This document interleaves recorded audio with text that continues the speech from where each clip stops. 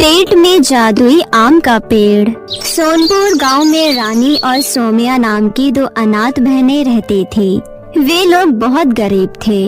वे पास के जंगल से जाकर फल और लकड़ियां तोड़कर उन्हें बाजार में बेचा करते थे और उसी से उनके घर का गुजारा होता था। एक दिन सोमिया हाथ में कुल्हाड़ी लिए अपनी दीदी रानी की राह देख रही थी। दीदी, कितनी देर लगा रही हो? अभी तक आपको अपनी फलों की टोकरी नहीं मिली क्या? जल्दी आओ ना दीदी। तभी रानी हाथ में फलों की टोकरी लेकर घर से बाहर आई। इतना चिल्ला क्यों रही हो सोमिया? भूल गई क्या? जब 2 दिन पहले तो इतना देर तक मुझे जंगल में इंतजार करवाई थी, तब मैं भी तो रुकी थी ना तुम्हारे लिए कि मैंने तुझे कुछ कहा उसके लिए। टोकरी मिलती तभी आती ना। दीदी, तुम मेरी बात को समझ नहीं रही हो। कुछ दिनों पहले जब एक तूफानी हवा चली थी तो उसमें एक बड़ा सा आम का पेड़ उखड़कर गिर गया था, याद है ना? हाँ, याद तो है। पिछले 2 दिनों से हम उसी पेड़ की सूखी डालियाँ और फल तोड़कर बेच रहे हैं। उसी पेड़ के फल तो हम खाते हैं। वही तो दीदी, अगर हम जल्दी नहीं गए तो हमसे पहले कोई और जाकर सारे फल तोड़ लेंगे। फिर ना तो हमें फल मिलेगा ना ही लकड़ियाँ। फिर तो हमें बहुत दिक्कत होगी दीदी। अब चलो जल्दी। ऐसी ही बातें करते हुए दोनों बहन जंगल की तरफ चलने लगी। कुछ दूर चलने के बाद वो दोनों बहन उसी गिरे हुए आम के पेड़ के पास पहुंच गई। उसके बाद दोनों बहनों ने उस पेड़ के डाल को काटने की सोची और फिर सोमिया अपनी कुल्हाड़ी से आम के पेड़ के हरे भरे डाल को काटने लगी। ये देखकर रानी बहुत ही दुखी हो गई। रुक जाओ सोमिया, इस हरे भरे डाल को मत काटो।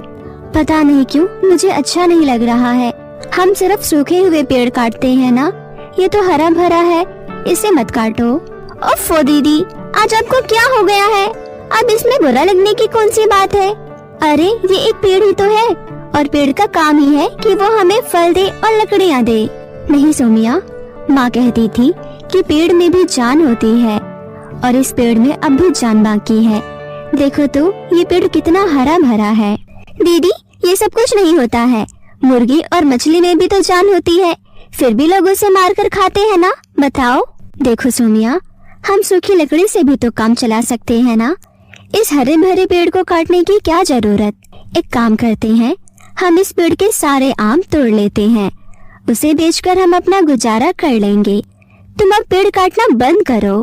पर सोमिया अपनी दीदी की बात को अनसुना कर अपनी कुल्हाड़ी से पेड़ के डाल पर वार करने लगी। पता नहीं तुम्हें ये अचानक क्या हो गया? ये देखो, मैं काट रही हूँ, पेड़ को कहाँ दर्द हो रहा है? रानी उस पेड़ से आम तोड़ने लगी, लेकिन दोनों बहन इस बात से पूरी तरह अनजान थी कि वो पेड़ कोई मामूली पेड़ नहीं बल्कि मायावी पेड़ है। उन दोनों बहनों की बातें पेड़ सुन रही थी और पेड़ ने मन ही मन कहा, बार बार कुल्हाड़ी की वार से पेड़ को कितना दर्द होता है। इस बात का अंदाजा सोमिया को करवाना होगा, तभी ये किसी की जान की कीमत समझ पाएगी। जिसे खुद के प्राणों की कीमत समझ में आए, वही दूसरों की प्राणों की कीमत समझ सकता है। फिर उस पेड़ से एक धुआं निकला और वो रानी द्वारा इकट्ठा किए हुए एक आम के अंदर चला गया। दोनों भाई बहन फल और लकड़ियाँ लेकर गांव के गली गली जाकर उसे बेचने लगे। आखिर में एक बड़ा सा आम नहीं बिका, जिसे लेकर रानी और सोमिया अपने घर चले गई। सोमिया को बहुत भूख लगी थी, इसलिए टोकरी में बचा एक आम वो खा लेती है। सोमिया का पेट भर गया और फिर दोनों बहन खाना खाकर सो गए। लेकिन अगली सुबह जब सोमिया ने अपनी आंखें खोली तो वो हैरान रह गई। उसके पेट से आम का पेड़ बाहर निकला हुआ था, जिसे देखकर सोमिया बहुत ज्यादा घबरा गई। दीदी, दीदी कहाँ हो दीदी? जल्दी से मेरे पास आओ। दीदी देखो ना, ये क्या हो गया दीदी? सोमिया की आवाज सुनकर रानी जल्दी से सोमिया के पास आती है और सोमिया के पेट पर उगे आम के पेड़ को देखकर वो दंग रह गई। सोमिया, मेरी बहन, ये सब कैसे हुआ? तुम्हारे पेट में आम का पेड़ कैसे उग गया? तू चिंता मत कर, मैं अभी किसी को बुला कर लाती हूँ। नहीं दीदी, मुझे अभी हॉस्पिटल ले चलो। मैं इस आम के पेड़ के साथ नहीं जी पाऊंगी। दीदी मुझे सही कर दो दीदी, प्लीज दीदी, मुझे डॉक्टर के पास ले चलो दीदी। सोमिया रोए जा रही थी। सोमिया की ये हालत देखकर रानी उसे अस्पताल ले जाती है।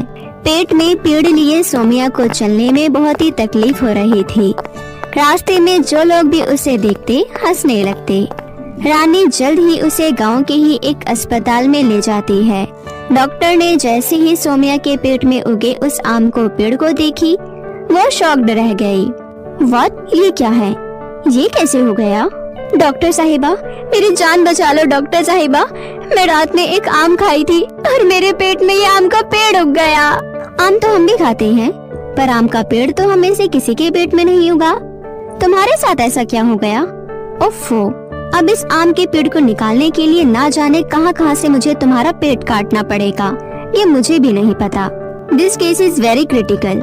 इसे मैं नहीं कर सकती। मैं क्या, दुनिया की कोई भी डॉक्टर नहीं कर सकता। मुझे तो ऐसा लग रहा है जैसे ये आम का पेड़ तुमसे कुछ कहना चाहता है, इसलिए वो तुम्हारे पेट में उगा है। डॉक्टर की बात सुनकर रानी और सोमिया ने कुछ देर सोचा और अस्पताल से अपने घर वापस आ गए। और फिर रानी सोमिया को लेकर उसी जंगल में उस आम के पेड़ के पास पहुंच गई, जिसका आम सोमिया ने खाया था। रानी और सोमिया वहां जाकर हाथ जोड़कर उस आम के पेड़ से विनती करने लगे। तब उस मायावी आम के पेड़ ने कहा, सोमिया, जब डॉक्टर ने तुम्हें ये कहा कि तुम्हारे पेट को जगह जगह से काटने पर भी तुम्हारे पेट का ये आम का पेड़ नहीं निकल पाएगा, तो तुम्हें कितना दुख हुआ? तुम जब मुझ पर अपनी कुल्हाड़ी से बिना सोचे समझे वार करती हो, तब मुझे भी इतना ही दर्द होता है।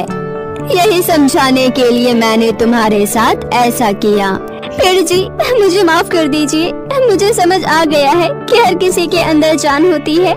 हमें ऐसे किसी को तकलीफ नहीं पहुंचानी चाहिए। मैं अब कभी भी हरे भरे पेड़ को नहीं काटूंगी, बल्कि मैं अब किसी को भी हरे भरे पेड़ काटने भी नहीं दूंगी। हाँ पेड़ जी, मेरी बहन को माफ कर दीजिए। उसे अनजाने में भूल हो गई। उसके बाद उस आम के पेड़ ने सोमिया को पहले की तरह कर दिया। दोनों बहन उस आम के पेड़ का धन्यवाद कर अपने घर आ गई।